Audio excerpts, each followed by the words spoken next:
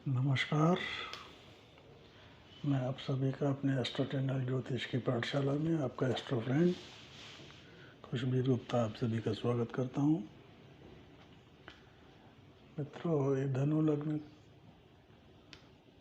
और राशि गोचर नवंबर माह का गोचर है और आज हम नवंबर माह के फलादेश का अध्ययन करेंगे। ऐसे महीने में जब धनतेरस और दीपावली जैसे पर्व महीने की शुरुआत में आते हों, तो ऐसे माह का फलादेश अत्यधिक इम्पोर्टेंट हो जाता है। और हमारा ये जो फलादेश है ये गोचर पे आधारित है, क्योंकि धनु लग्न और धनु राशि के करोड़ों लोग होंगे, लेकिन सबकी अपनी निजी कुंडली में दशा महादशा और ग्रहों की स्थिति अलग अलग होती है। राशि सेम और लग्न सेम होने के बावजूद भी फलादेश में फ़र्क होता है। हम ये जो फलादेश दे रहे हैं उसमें सिर्फ उस नवंबर 2021 के गोचर के आधार पे दे रहे हैं और हमारा ये फलादेश राशि और लग्न दोनों पे आधारित होगा। जिन जातकों का धनु राशि या धनु लग्न एक है तो ये फलादेश उन पे 100%, और जिन जातकों की राशि धनु है और लग्न कोई अन्य है तो हमारा अन्य वाला फलादेश भी देखें, जिससे उनको अपने बारे में संपूर्ण जानकारी मिल सके। और ऐसे ही लग्न अगर धनु है, राशि कोई अन्य है तो राशि वाला फलादेश भी देखें। दो में से अगर दोनों पॉजिटिव हैं तो बहुत अच्छा, और अगर एक श्रेष्ठ है उसके आधार पे अपने ग्रहों का वो अध्ययन कर सकते हैं। तो मित्रों, अब हम ग्रह गोचर स्थिति जो नवंबर माह में रहेगी उसके बारे में चर्चा करते हैं। नवंबर माह में धनु लग्न के अंदर चंद्रमा की जो स्थिति जो है 8 या 9 नवंबर तक चंद्रमा यहाँ रहेंगे। शुक्र पूरे माह तक जो हैं लग्न में रहेंगे। धन भाव में शनि पूरे माह अपने ही घर में मकर में रहेंगे और बृहस्पति 20 नवंबर को अपनी नीचस्थ राशि से निकलकर पराक्रम भाव में गोचर कर जाएंगे। राहु षष्ठ भाव में पूरे माह तक गोचर करेंगे और उनके संततक केतु वृश्चिक राशि में 12वें भाव में गोचर करेंगे। इसके अलावा लाभ भाव में सूर्य 16 नवंबर तक उसके नीचस्थ रहेंगे। उसके उपरांत जो है वृश्चिक में गोचर कर जाएंगे। मंगल पूरे माह तक तुला राशि में रहेंगे। बुध 2 नवंबर से लेकर 20 नवंबर तक लाभ भाव में रहेंगे। उसके बाद जो है वो 20 तारीख के बाद वह भाव में आ जाएंगे। तो मित्रों, हम अपने फलादेश की यात्रा प्रारंभ करते हैं, जिसमें हम जानेंगे धनु लग्न के जातकों का व्यक्तित्व, उनकी हेल्थ की पोजीशन, उनके धन की पोजीशन और परिवार की, संतान की, रोग ऋण इत्यादि की स्थिति, दाम्पत्य की स्थिति, और इसके अलावा जो भी 12 भावों में जिस तरह का फलादेश होता है, लाभ की और व्यय की स्थिति को भी हम जानेंगे। लग्न में शुक्र पूरे माह बैठेंगे और गुरु के जो हैं स्वामी धन भाव में नीचस्थ होकर 20 नवंबर तक बैठे हैं, तो शुरुआती 20 दिनों तक थोड़ा सा जो है संभल के चलने की ज़रूरत है। और शुक्र के लग्न में बैठने से आपको थोड़ा सा प्रेजेंटेशन आपकी पर्सनैलिटी, आपका आउटलुक बहुत भव्य और सुंदर बनाएगा। लेकिन एक चीज़ का ख्याल रखें कि उसमें बनावटीपन ना हो, दिखावा ना हो, अन्यथा ये चीज़ें थोड़ा सा आपके व्यक्तित्व में नकारात्मकता लाएंगे। अब आ जाते हैं हम धन भाव में। धन भाव का जो है स्वामी शनि अपने घर में ही बैठे हैं, और कोई आपका ऐसा पैसा जो आपने किसी को, मित्र को ज़रूरत के टाइम में या किसी सामान के खरीदने के लिए, या कोई आपने सामान बेचा उसके लिए उनको दे दिया था, और वो पैसा बार बार आपके कहने पे, रिक्वेस्ट करने के बाद नहीं मिल रहा था, तो ये समय वो पैसा आपको मिलने का थोड़ा सा योग दिखा रहा है। लेकिन थोड़ा सा आप एक चीज़ का ज़रूर ख्याल रखें, क्योंकि 7.5 का अंतिम प्रवास चल रहा है और शनि धन स्थान पे बैठे हैं। थोड़ा सा आपका जो है सामने वाले से अपनी बात रखने का जो तरीका तो स्पष्ट हो, लेकिन नम्रता को बनाए रखना। अगर आपने नम्रता का थोड़ा सा भी दामन छोड़ा तो स्थितियां बिगड़ सकती हैं। और दूसरा, लंबे समय तक चली आ रही परिवार में कुछ समस्या जो चली आ रही थी, आप अपने ऊपर इतना संयम रखें कि स्थितियों को बिगड़ने ना दें, क्योंकि 7.5 का बिल्कुल अंतिम प्रवास चल रहा है। तो आपका ये प्रयास रहना चाहिए कि स्थितियों में कोई भी इस तरह का विवाद पैदा ना हो, और अपनी सौम्यता को बनाए रखें, अन्यथा स्थितियां बिगड़ सकती हैं। और कोई ऐसी ले ऑफ वगैरह की स्थिति चल रही है जहां आप काम कर रहे हैं, वहां पे काम नहीं है, काम की छुट्टी हो गई है या काम बंद हो गया है, तो ऐसी स्थितियां बन जाएंगी 20 नवंबर के बाद। वो चीज़ें धीरे धीरे सब ठीक हो जाएंगी। और अब आ जाते हैं हम पराक्रम भाव में। पराक्रम भाव में थोड़ा सा जो शनि यहाँ पे, इस शनि की मूल त्रिकोण राशि है और शनि 2-12 का संबंध बना रहे हैं। लेकिन 20 नवंबर के बाद जब गुरु यहाँ पे आएंगे तो आपको कोई ऐसा व्यापारिक या कार्य क्षेत्र में कुछ जगह परिवर्तन का योग बन रहा है, या कुछ ऐसी स्थिति हो सकती है कि आपकी जॉब में प्रोफाइल चेंजिंग की ऑफ़र आए। और इसके अलावा गुरु के यहाँ आने के बाद आप कोई एजुकेशन लाइन में कुछ ऐसा भी कर सकते हैं कि आप किसी से जुड़ के अपनी एक पैसिव इनकम को जनरेट कर सकते हैं। और भाइयों बहनों से भी जो है संबंधों में अब सुधार होता चला जाएगा। यहाँ पे बैठे गुरुदेव आपके दाम्पत्य को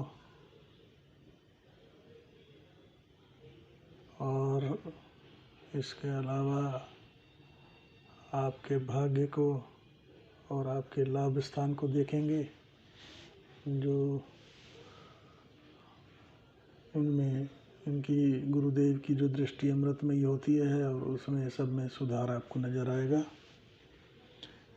अब आ जाते हैं हम चतुर्थ भाव में। चतुर्थ भाव में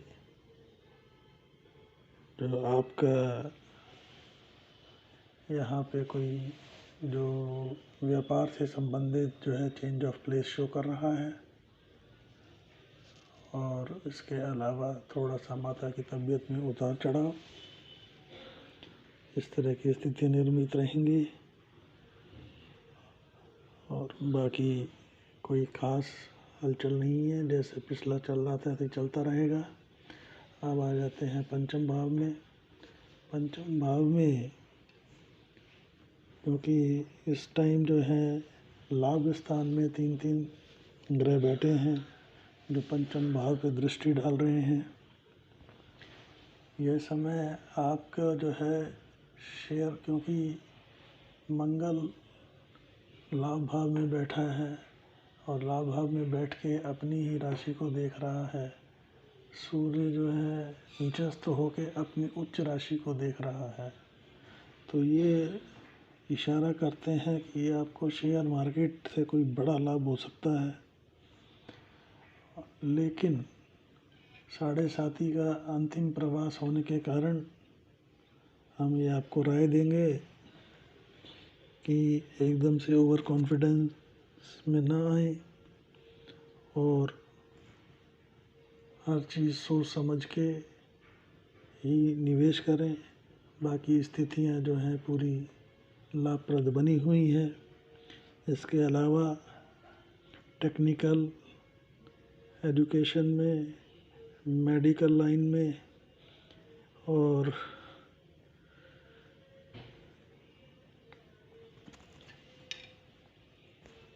जो है हायर एजुकेशन में के लिए अच्छा समय रहेगा। थोड़ा सा संतान पक्ष से मतभेदों की स्थिति दिखाई दे रही है, तो लेकिन आप एक चीज़ पे आप ध्यान दें कि अगर लोग आपकी इस समय कार्यशैली पे, आपकी योग्यता पे कोई प्रश्न चिन्ह लगा रहे हैं, तो एक कहावत है, कुछ तो लोग कहेंगे, लोगों का काम है कहना। आप अपने काम में लगे रहो, किसी को आपको मौखिक जवाब देने की ज़रूरत नहीं है। समय आने पे आपकी कार्यशैली, आपका काम अपने आप बोलेगा और लोगों को मौखिक जवाब देने से बचें। और इसके अलावा महिलाएं विशेषकर जो गर्भ धारण किए हुए हैं, अपने स्वास्थ्य का विशेषकर ध्यान दें, यात्रा इत्यादि से बचें। अब आ जाते हैं हम षष्ठ भाव में। षष्ठ भाव में राहु बैठे हैं, यहाँ बैठ के वो आपको श्रेष्ठ शत्रुहंता योग बना रहे हैं। शत्रुहंता के साथ साथ आपको चाहिए कि अगर आप कोई ऋण वगैरह के लिए जा रहे हैं, तो ऐसे में आप जो है सोच समझ के और थोड़ा सा धीमापन रख के ही निर्णय लें। जल्दबाजी में ऐसा कोई निर्णय न लें जिसमें ऋण लेने की स्थिति बने। अब आ जाते हैं हम सप्तम भाव में। सप्तम भाव में जब गुरु देव जो है 20 नवंबर के बाद शनि की मूल त्रिकोण राशि में आ जाएंगे, तो पहले से आ रहे थोड़े मतभेदों में सुधार आएगा, दाम्पत्य में सुधार आएगा। और आपको ऐसे समय में इस तरह के व्यापार में या कुछ ऐसे उसमें जिसमें पूंजी ना लगती हो, व्यापार, कमीशनिंग या वाणी संबंधी कोई काम हो, उसके लिए जाना चाहिए। एजुकेशन से रिलेटेड काम हो, उसके लिए जाना चाहिए। या आपने बहुत समय पहले कोई काम किया था और उसमें पूंजी आपकी ऑलरेडी लग चुकी है और उसका कोई ख़ास रिजल्ट नहीं आया, तो इस समय में क्योंकि बुध जो है लाभ भाव में बैठे हैं, कर्म के और बुध के स्वामी लाभ भाव में बैठे हैं, तो उस समय की लागत या इन्वेस्टमेंट का आपको लाभ मिल सकता है। और अब आ जाते हैं हम अष्टम भाव में। अष्टम भाव में जो है जो स्थिति है रिसर्च संबंधी, मेटल संबंधी और विदेश संबंधी कार्यों में जो है सफलता मिलेगी। और इसके अलावा कोई आपके पुराने रुके हुए काम, एक्सपोर्ट से संबंधित काम, उनमें भी गति देखने को मिल सकती है 20 नवंबर के बाद। नवम भाव में सूर्य जो हैं षष्ठ में बैठे हैं, अपना लाभ भाव में बैठे हैं, फिर वो केतु के साथ जो है ग्रहण दोष भी बनाएंगे। और ऐसे में आपकी जो है अध्यात्म की जो है यात्रा जो है काफ़ी, क्योंकि यहाँ से गुरु और शनि दोनों आपको जो है अष्टम को देखेंगे, और जब गुरु यहाँ आएंगे तो नवम को देखेंगे। तो अब 20 नवंबर के बाद आपकी अध्यात्म की यात्रा जो है काफ़ी श्रेष्ठ तरीके से आगे जाने वाली है। और ऐसे में थोड़ा सा हायर एजुकेशन 20 नवंबर के बाद उसके लिए अच्छा आधार निर्मित हो सकता है। कोई लंबी यात्रा वगैरह इत्यादि के लिए भी आपका योग बनता है। और आ जाते हैं अब हम दशम भाव में। दशम भाव में जो है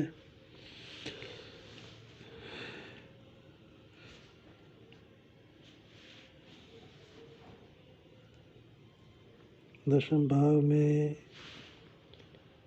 कोई लंबे समय से कोई रेस्पॉन्स नहीं मिल रहा था जिस काम में, उसमें अब थोड़े से जो हैं लाभ की स्थितियां निर्मित हो सकती हैं। और सोलर संबंधित अगर काम है तो उसमें काफ़ी प्रगति मिलने की आशा है। अब आ जाते हैं हम लाभ भाव में। लाभ भाव में जो है